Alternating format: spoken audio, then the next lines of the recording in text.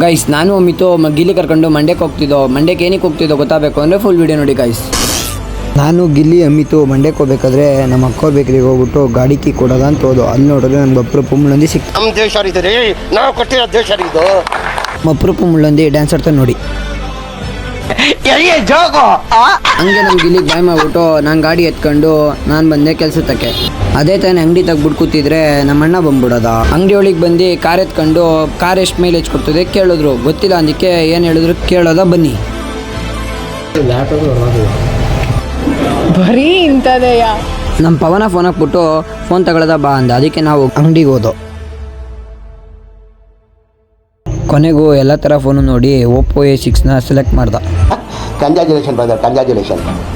Okay guys, ಈ blog ಇಲ್ಲಿಗೆ end ಆಗುತ್ತೆ. ಇಷ್ಟ ಇದ್ದರೆ ಲೈಕ್ ಮಾಡಿ, ಜಾಸ್ತಿ ಇಷ್ಟ ಇದ್ದರೆ ಫಾಲೋ ಮಾಡಿ, ಕಮೆಂಟ್ ಮಾಡಿ. By guys. ಅಷ್ಟೇ.